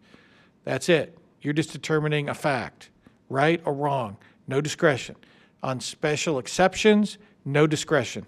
If the petitioner can come forth and satisfy your 11 factors, I think it's 11, 11 factors, they get it, okay, non-discretionary. So when we talk about this, one of the things I think is most misunderstood by BZAs about their job is when do you have discretion and when do you not? And so we've laid that out for you. Also, I want you to look at number 7 because it's important. And you come up against this sometimes, is that can you grant a variance which is different from what is requested? So tonight, for example, you have a variance that says we would like a variance from your development standard and we'd like it to be 50 feet. Are you bound to say it's 50 feet or nothing? And the answer to that is no. You are allowed to be a little creative and you can grant a variance other than it's as requested if you think it's better. This has been challenged a couple of times, but in 2024, the court came out and said, no, of course, the BZA has this discretion. You remember I said you have discretion. And that discretion certainly means shaping solutions to problems that might not be exactly what was requested. And so that's important. It's an important thing. I've argued that for years, but finally some cases came along and said, I was right. It doesn't always happen that way, but this time it did. If you go to page 6, variance of use. Now, variance of use is interesting because this is a challenge to the use table. So in your zoning ordinance, you have a use table, page after page of what can be done in this particular district and what cannot. And so if someone wants to have a use that's not permitted in the district, they have two choices. They could apply for a rezone, or they could ask for a use variance. So you might ask yourself, well, why would someone just not ask for a rezone? Where we see use variances primarily are when it's really small. They want to put some sort of small business like a hair salon in a house. Something that's not a very big change, but also maybe they don't have lots of resources to file a full-blown rezone. So this is a little easier way to go. So you will see there the required findings. There are 5 factors that they have to show you. They are similar to a variance of a development standard, but they've got a couple extra factors in there. And one is how, would approval interfere with the comprehensive plan? So this requires you to look more broadly into how this sort of use would fit into the surrounding area. Again, your decision here is discretionary. Even if the petitioner can show all 5 factors, still up to you. And that gets to be important, especially on use issues. Again, may you grant a different variance of use than is requested? Yes, you may. And that again, has been something that the courts have talked about. If you go to page 7, special exceptions. These are hard. Now, what are special exceptions? They are usually uses which, because of their very nature, the town council believes require some careful oversight with. Typically, they are uses which have impacts to surrounding properties, maybe even impacts to the town. The best example of the early special exception cases were landfills and that sort of thing. They always had to require that. So anything that would have an environmental impact or otherwise, they're cases that you're gonna have extra looks. Dog kennels are one because of noise that you hear a lot about. So that's what they are. So in order to even have it considered, it has to be listed on the use table as something that is eligible for a special exception. So a petitioner can't even ask for a special exception for just anything they want. They have to be uses that the town council in the ordinance have said are eligible for special exceptions. And that's very important. And then you can see 3 what I call traditional factors. Will it be injurious to the public's health, safety, comfort, community, moral standards, convenience, or general welfare, kind of a standard one. Property values, is it consistent with characters and use? And then you'll note 8 kind of alternative factors that you only deal with in special exception, but they really broaden the point of view of review. They involve lots of things about the site and the area surrounding. And so this is a thing where the legislative bodies decided we need you to really take a hard look at this and make sure we're not going to harm others if you grant this. If you look at the bottom of page 7, number 6, again, this is not a discretional review. This is ministerial, which means if the petitioner can check all 11 boxes to your satisfaction, you must approve it. That makes these a little difficult. Now, if you look at page 8, under conditions, there's a very interesting point here. You are often asked to make conditions upon your approval, and you have the right to do that. And what I provided to you is this City of Seymour case, which articulated what is nationally known as the nexus rule. So although state laws are different, everybody has this concept that BZAs are not really allowed to just do whatever the heck they want on conditions, that surely these conditions must relate to the variance being requested or the use that's being involved. And so you'll see there that our courts have adopted some limitations to conditions. That someone comes in and says that they want a setback, they want a setback variance, for example, then whatever conditions we impose should relate to the setback. Okay, we shouldn't get into just things that are unrelated. But you'll also see there 7 factors when we do a condition that the courts can look at, and those are important. Primarily, we can't exceed the scope of our authority. We can't require the landowner to do anything illegal. We cannot do anything contrary to the zoning ordinance. We really need to make sure that our interest is, and you'll see this magic language, reasonably calculated to achieve a legitimate objective. That's nexus right there. Is there a connection between what we are requiring and some legitimate goal of the zoning ordinance? Some legitimate goal. Now that's not too hard to do, but number 7 is the one we get hung up on. We're not supposed to impose an unreasonable burden upon the landowner. So these are the things that get looked at. So I think you guys have done a great job over the years on conditions, but I just point that out to remind you that, well, we aren't free to just do whatever we want to do.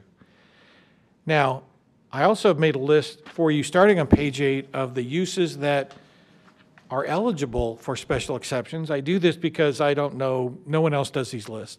I always get curious and I want to cheat and I want to know what that is. So, but here, I just took this out of your ordinance. These are the types of things you might see. These are the types of uses, and you'll see probably an unusual number, 79 different uses that are eligible for a special exception. That's a lot.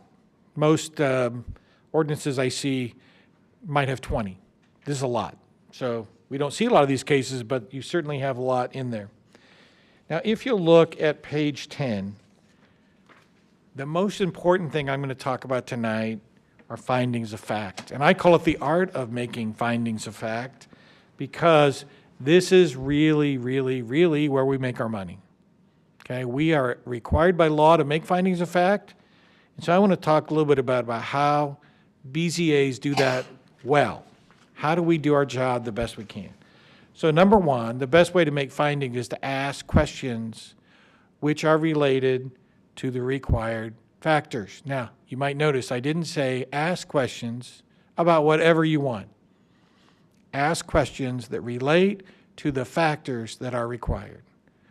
Now, there's a reason for that. There are 2 reasons. 1, you should be able to look at your factors. So you say, look, it's a variance first development standard. We have 3 factors. And any question you want to write, you should say, well, does that relate to whether or not it's injurious, that won't have a substantial adverse effect on real estate, or unnecessary hardship? If it doesn't relate to that, I would give you this advice: please don't ask it. Okay, I have another client. I won't mention who they are. Anna knows. Anna Crone is with me tonight. She does most of the work in my firm. But, and what happens is they want to ask a question every time there is a restaurant. They want to say, what is on your menu? What is on your menu? And as you might imagine, I'm sitting off to the side and my head explodes, because do we really care what's on the menu? We don't. We don't. And I know I'm waiting for some restaurateur to say, is there a right answer? Will this help my case? What if I say Greek? Is that bad? I mean, what happens? So the second reason I don't like questions like that, other than the fact that they're irrelevant, is sometimes petitioners who don't get what they want accuse the BZA of basing their decisions on things that aren't in the factors. And so that's why all of the questions you ask are important. I do not want to feed the beast of someone who wants to appeal your decision by saying that your factors were so irrelevant that you must have made your decision based upon something that wasn't supposed to be considered. And the first time I read a case that said that, I thought, oh my goodness, I need to harness in my BZAs just a little bit. Now, you guys aren't my biggest worry, but this is a worry. These are the things that keep me up at night. You've heard a little bit about that. This is what keeps me up at night, is questions that I think, how could someone construe that as some nefarious motive on our part, which I know we don't have, but they will use it against us. So my advice to you is prepare your questions in advance. The staff report, which is, they're great staff reports, and I'm not saying that just because you're here, Jonathan. Your staff reports are really good. But Jonathan will tell you the questions you should ask. He'll tell you the problem areas for each case. He'll kind of show you where the tension is. But again, you should be able to draw me a diagram for each question that you would prepare and be able to tell me which of the factors it's related to. If you can do that, you're golden. If you can't do that, ask yourself whether it's really necessary to ask. And I write them down. I've made a list of the questions I've asked that I really wish weren't asked. And I keep track of those so that I can talk about them in training. And you guys really don't do much of this, but wait till I do training next week. So you'll just trust me when I say this. Use your staff reports as the beginning point of your analysis. They are good, so start there and say, what this case is really all about is what? This case is about whether the swimming pool can be within 8 feet of the property line. I see that now. What does Jonathan think? You don't have to agree with Jonathan. What are the factors he's considering to reach his conclusion? What questions do you have for the landowner? What questions do you have for the staff? How do they relate to the factors? Okay. Secondly, remember, the petitioner has the burden of coming forward with evidence to support their case. It's not on you. It's on them. They have the burden. They're supposed to be doing that. Sometimes you will say, my goodness, they haven't even discussed factor 3, so how can you address that? Ask them questions. You know, the staff says that you don't have an unnecessary hardship here. Why do you think you have an unnecessary hardship? Get them talking about that. Ask them questions. That's how we explore, and exploring is good when it comes here. Then what I did for you, good or bad, I wrote some questions for each type of case. These are questions on page 10, 11 that you can ask for the types of cases, and I do this not to tell you the kinds of questions you should ask, but to start your creative juices flowing a little bit. And so you can look at those on your own. If you go to page 12, I have some information about the basics of BZA law, and I'm not going to touch on all of these issues, but I do want to talk about conflict of interest. Very important matter. You are not allowed to vote on a matter which you have a direct or indirect financial interest.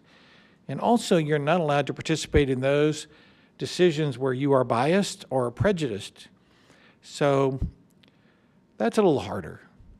You know, what does that mean, biased or prejudiced? And what the courts have said is that bias generally is a positive circumstance. Otherwise, you like someone so much, you would just say yes to whatever. Prejudice is really negative. So the courts have said, look, this really is not about emotion. This goes to your impartiality. Your job as BZA members is to act like judges, to hear the facts in front of you, and only decide the case on those facts. If because of your relationship with someone you can't do that, or because of your hatred of someone you can't do that, or because they're doing something that maybe you just, you know, I had a member say once, I will never approve apartments. Well, guess what? That person cannot participate in any decision that has to do with the apartment now, because he said that he will never approve them under certain circumstances. He made himself prejudiced, right? So you have to make a judgment for yourself about this when we have cases where you might know someone or know a neighbor. You do have to make your own judgment. The issue is, can I be impartial? It is not, the question is not whether you have opinions or whether you have emotions or feelings about it. It's whether you can do your job and be impartial, like a judge. Okay, BZAs are called quasi-judicial, like courts. So that's what you have to do. Now, if you find yourself in that situation, what do? You are required to call Jonathan and let him know in advance that you are going to be recusing yourself because you do not believe you can be impartial or because you have a conflict of interest. And that's all you have to really do. And then what will happen when we get to that case, we will have you leave the room, and which I think is kind of interesting. You have to leave the room and you can't participate in the decision. Apparently, you have to leave the room because the fear is you'll stand in the back of the room and wave, signal, secret things at the other members, I guess.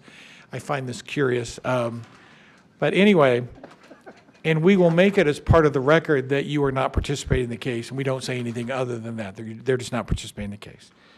It's important if you have a problem, a conflict or impartiality problem, though, that you do so, because we don't want the decision to later be challenged on the grounds that you were impartial.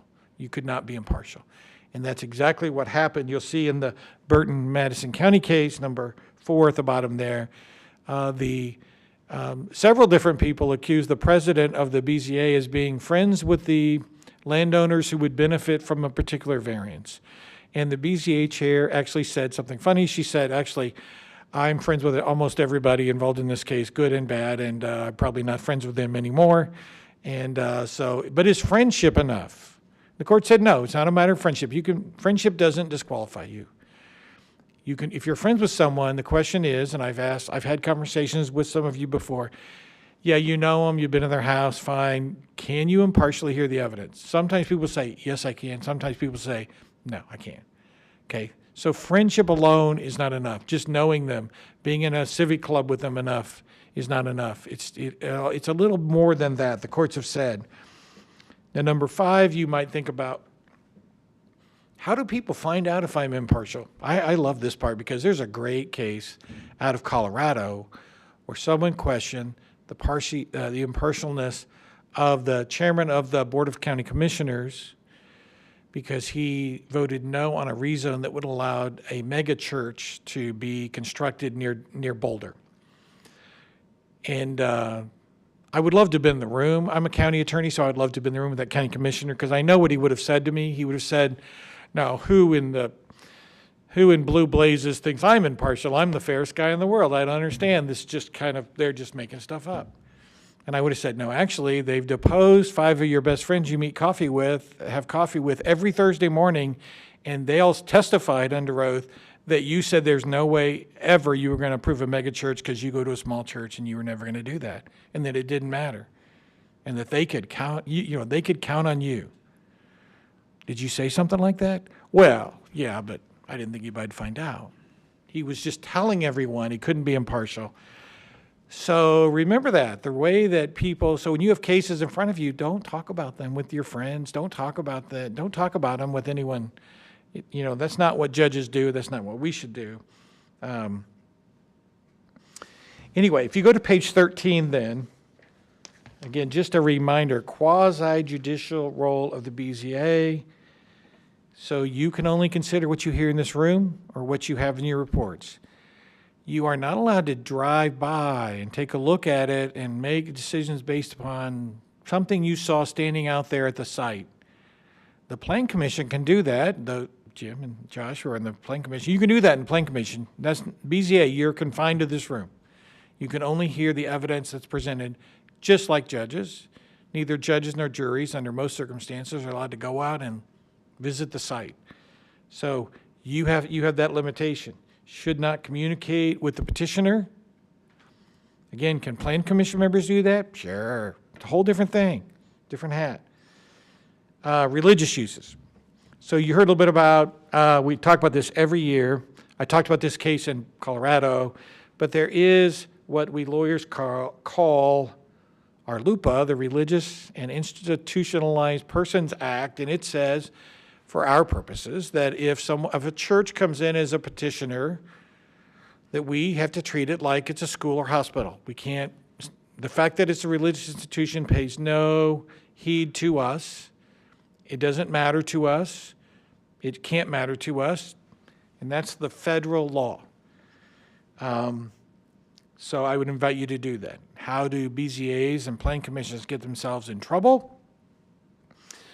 Well, Carmel had an application for a mosque to be approved, and there were some people who didn't think that was a very good idea, and things were said that probably shouldn't have been said.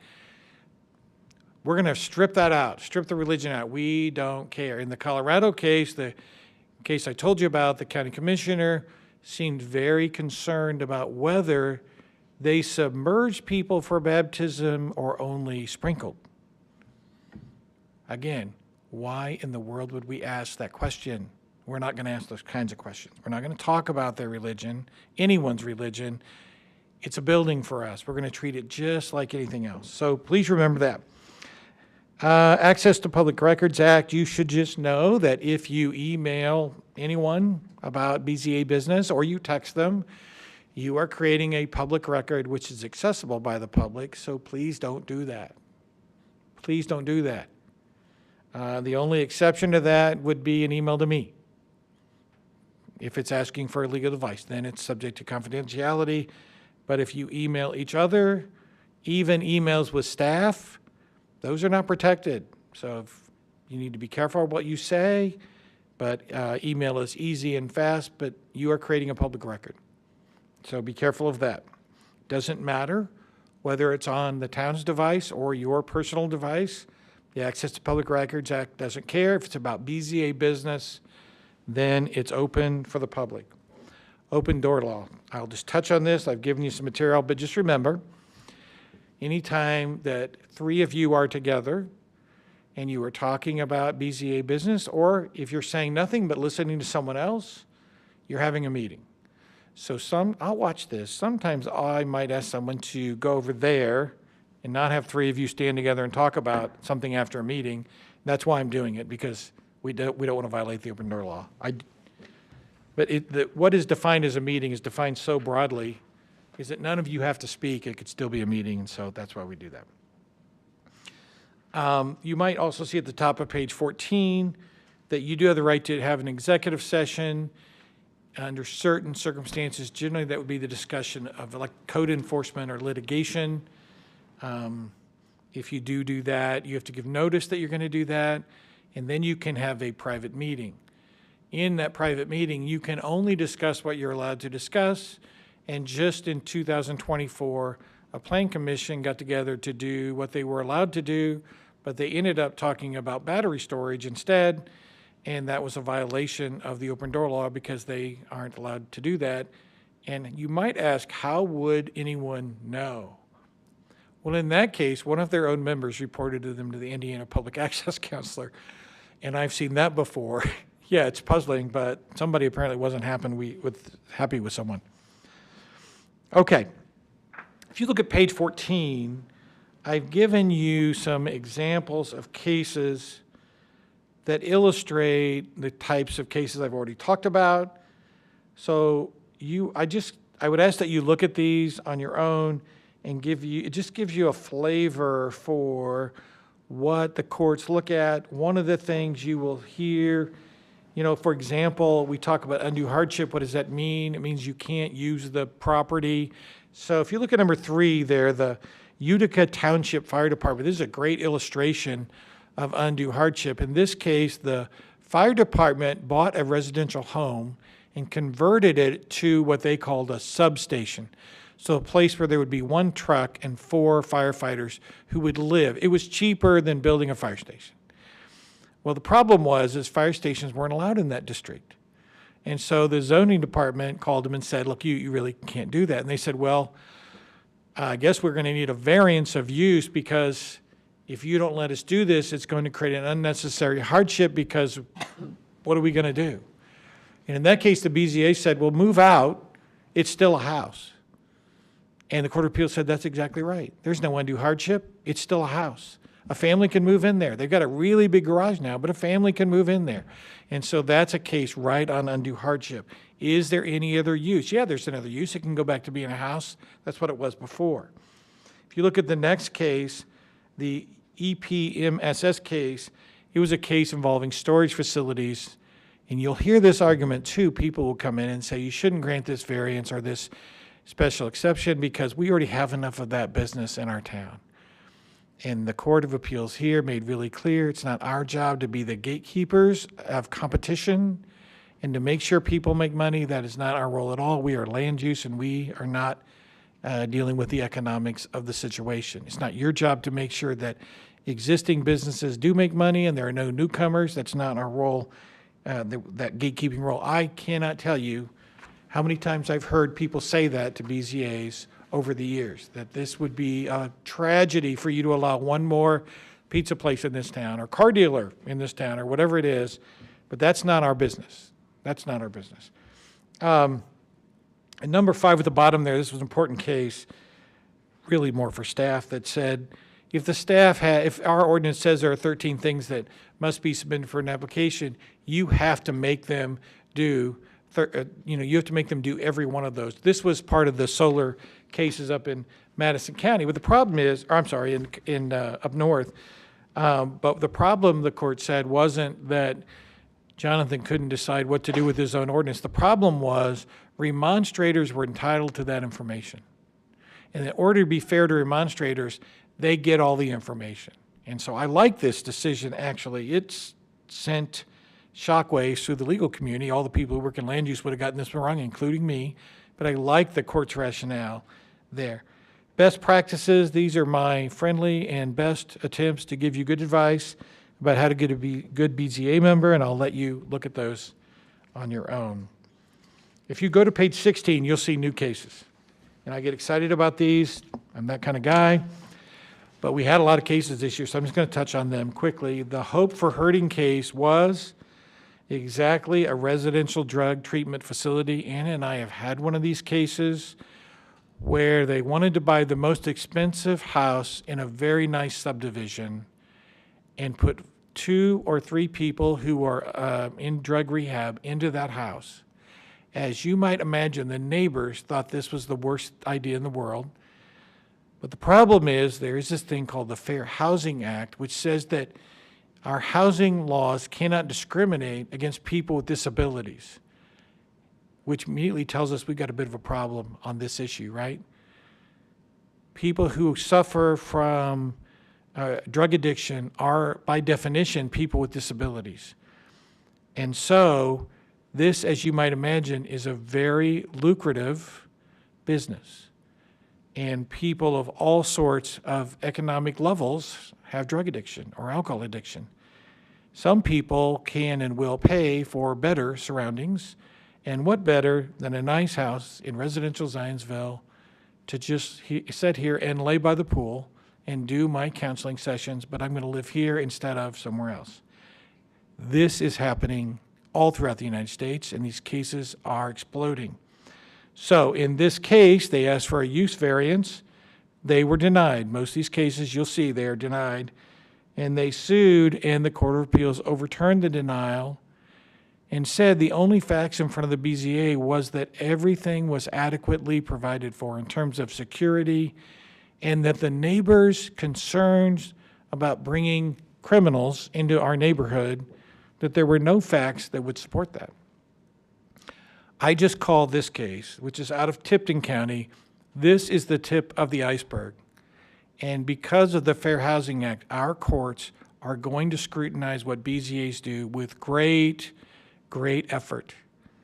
Okay, great effort. So the lesson of this case is find out the facts. My guess is the BZA didn't ask any questions. They should have asked questions of the remonstrators and the petitioner. If they were concerned about security on site, they should have asked it. If they were concerned about crime rate, which again, I don't think the Court of Appeals thought was a valid indicator. Just because someone is an alcoholic does not mean they're a criminal. Might be the argument. But the court said, hey, you have to rely on facts. You don't even have to have very many facts to support your decision, but you have to have some. And here, you, the BZA, didn't get any facts. You just listened to 10 people yell about this, and then you said, yeah, we're on their side. So you have to have facts. Now, the second case, which is the Floyd County case, Jonathan, you're going to love this one. We have heard these words spoken here in Zionsville. The BZA is prejudiced because Jonathan presents proposed findings to you, and you guys just sign them. You're not even thinking about these cases, and we've heard these very words. And there's a case which says, Well, just because the staff prepares proposed findings does not mean that the BZA did not exercise its own judgment. What was the court looking at? The court's going to go back and look at the recording of your meeting and ask simple questions like, did they talk? Did they discuss things? Did they ask questions? And the courts have universally said, as long as you guys have a conversation, like when Kathy says to you, so what do you guys think? Well, do you have any questions? We should ask questions and we should discuss it and then make motions and then vote. As long as you do that, you're satisfying your obligation. Saying nothing will get you in trouble, obviously, just like you can see in the Hope for Hurting case. But here you are down in the Floyd County case, and you can see that as long as you discuss things and you can point to facts, you're fine.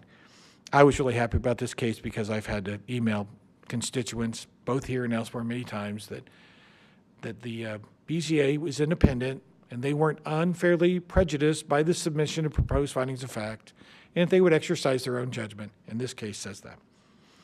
Again, the Bedford recycling case is really interesting because this is a case where the lawyer disagreed with staff. And of course, the lawyer wins. But here's what happened.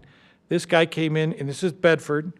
They came in and said they were going to put a recycling center. The planner said, well, this sounds like it would be the scrap metal proceeding. It sounds like garbage. It sounds like a central garbage, rubbish collection facility. There was nowhere on the use table for this kind of use, so he said, well, I think this is the most similar. And so the BZA made its decision, and then the lawyer who had to write the findings said, ooh, no, I think we got the wrong classification, and I don't think it's allowed here. And so the question became, and the Board of Zoning Appeals agreed with the attorney, and so the question became whether the BZA could revoke a prior approval. And there were a lot of lawyers who said, no, you can't do that. And the Court of Appeals said, no, absolutely. If you make a mistake as of law, in this case, is there a classification looks like this, you can revoke a approval. You can revoke an approval if you make a mistake in law. And that's a pretty big case in this area. If you look on the next page, and Jonathan, you might make a note of this, can the BZA enforce an obligation to construct sidewalks? And of course, the answer is yes. Thank God we have that case because we might have that case, right? You know what I'm talking about? So the city of Bloomington comes to our assist here, but what happens was every zoning ordinance I'm aware of says in certain areas of town, you must build a sidewalk, particularly commercial areas, but also some residential subdivisions. Your ordinance says the same thing. So what do you do if someone refuses? Well, you have to enforce it against them. In this case, it's exactly what happened. And the challenger said, that's illegal, you can't make me. The Court of Appeals said, oh, yes, they can. Then I want you to go down to G and just note something that if you have a cell tower case, the Telecommunications Act, which is federal law, requires you to make specific findings when you deny a request. In this case, Elkhart Board of Zoning Appeals just said no. And the court said, you can't do that. You got to have reasons. You got to have reasons that would justify the denial under the federal law.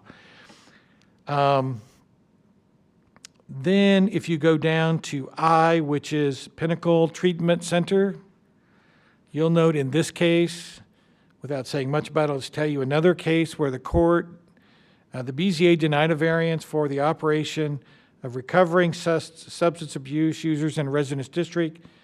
They were sued under the Fair Housing Act violation, and the federal district court, the city then filed a motion for summary judgment saying, no, we're allowed to do this, and the federal court said, not so fast. I'm not going to grant you summary judgment, and I think you've got a problem here.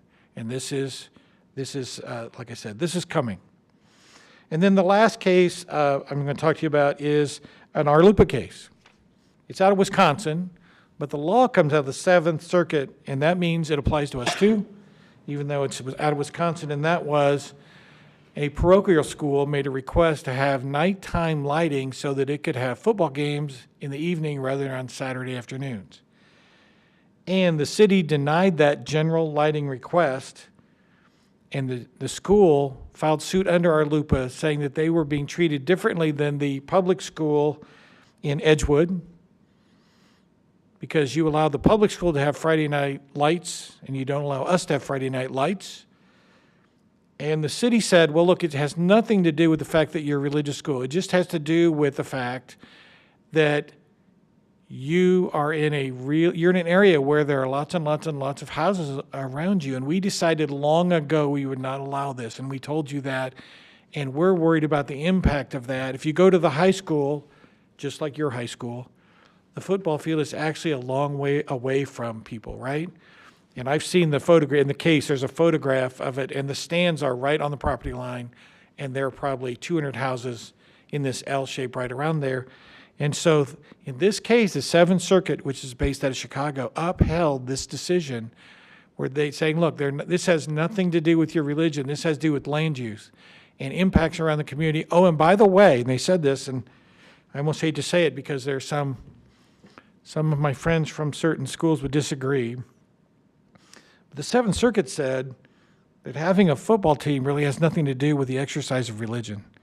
I'm not going to tell some of my friends that, or certain universities that might have a close alignment, but that's what the Seventh Circuit said, which is you can teach whatever religion you want. You can have your football games on Saturday afternoons instead of Friday nights. Sorry, that's the way it is, but none of that decision-making, it's based on land use, not religion. So an interesting decision. I'll be happy to answer any questions. May we get an electronic copy? You may, Great question. and I'll be happy to send it to you, yes. Thank you. Or I can send it to Jonathan, he can send it. I don't know if I have all your emails, but I'll send it out. I was just about to say, thanks for the hard copies. Send me his electronic. You can't keep everybody happy. Got to do both. I'd be happy to, yes. I would also appreciate that. Thank you for my file. Thank you. Thank you. Well done. I will say that's a good time to point out, Josh has elected to use a city-assigned, town-assigned email. Oh, okay. For those of you, I don't know if I've offered everybody, but because your emails or your cell phones, because of BZA-related items, are public records, correct me if I'm wrong, but separating your personal email from BZA stuff and using a city or a town-assigned email address might be beneficial to you if that's something that y'all would like. I know some have elected not to, some have elected. Well, I think if uniformity is useful, then, I mean, I can do either thing. I just have to train myself to access that. It's up to y'all. I mean, I used to have a town address, and then I woke up last year and they took it away and started using my personal address. So, but if it's an option, then I'll give it some thought. if y'all want your personal email separated from BZA items, I think it's an option. Your other option is to create a folder on your personal devices where you can store and save all your BZA-related things. Because here's the issue is, if we get a public access request that says, I want all emails from all BZA members about this, then one of us, probably Anna or I, would contact you and say, I'm going to need to know whether you have any text on your phone about the BZA, and I'm going to need to know if you have any emails on your personal device. And if you can say, you know what, I keep all that in a specific folder, that search takes about 3 minutes. Instead of us doing a word search on everything you have, and you don't want us in everything you have, and I don't want to be in everything you have. I wouldn't do it, the IT people would, but. So what I encourage you to do, if you're going to use your personal device or whatever, just create a separate folder and label BZA and say, if I store anything at all, that's where I'm going to put it.